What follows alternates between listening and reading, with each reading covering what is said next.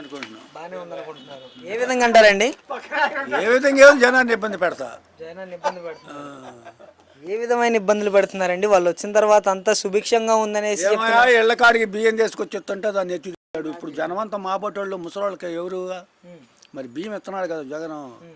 మరి ఆయన బియ్యం ఎత్తిపార్థం జనానికి ఇళ్ల కాడికి బండి పంపించకుండా మరి ఇంకేముంది. అంటే ఇలా ఇంటి దగ్గరకు వచ్చి ఇచ్చినా కూడా ఈ డబ్బులంతా వేస్ట్ చేస్తున్నారు.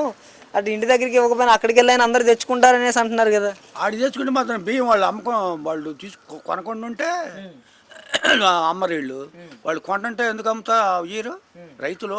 వాళ్ళు తీసుకుంటారు బియ్యం అంటే తీసుకొచ్చేస్తున్నారు. అక్కడ తీసుకెళ్ళి వెళ్ళమని తీసుకెళ్తే డబ్బులు వేస్ట్ అవుతుంది కదా. ధనం గవర్నమెంట్ సొమ్ము వృధా అవుతుందంట. ఆటోకా ఇంతకు ముందు వాడికి వృధా కాంది, ఈయనకి వృధా ఇద్దయింది.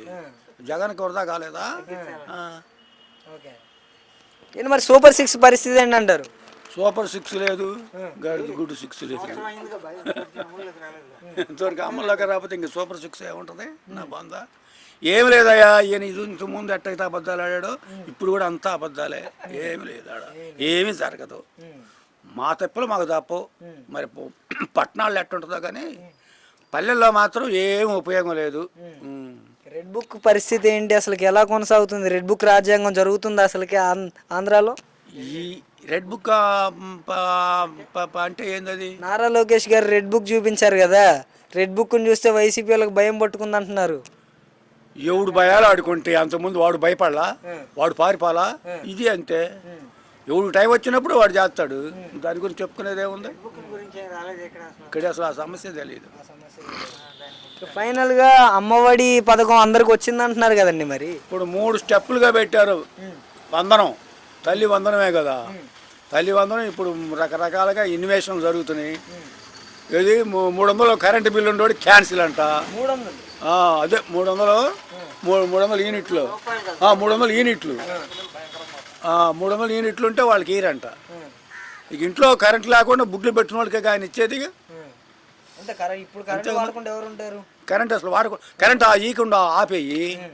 మరి ఇంకా కరెంట్ బిల్లులు పెరిగిపోయాయి అంటున్నారు, నిజమేనా? పెరగటం పెరగటమే.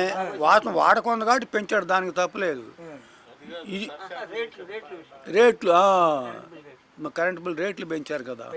పెంచారుగా. అంటే జగన్మోహన్ రెడ్డి గారు ఉన్నప్పుడు బాధుడే అని చెప్పారు చంద్రబాబు నాయుడు గారు. నేను కరెంట్ బిల్లులే పెంచను అన్నాడు. పెంచాడు అసలుకేనా? పెంచాడు కదండి, కడుతున్నాగా. ఓకే. పథకాలు అయితే ఏం అమల్లోకి రాలేదు. పథకాలు ఏమి లేవు పాపం. బిడ్డగా తల్లికి బిడ్డకి డబ్బులు అంటున్నాడు కదా. అవి ఇప్పుడు 3 స్టెప్పులు పెట్టాడు. కొంతమందిని ఎత్తేసాడు. ఇంకా ఆగండి ఆగండి అంటున్నాడు. మరి ఏమైందో చెప్పలేం. పాపం వాళ్ళు బాధపడతల్లా.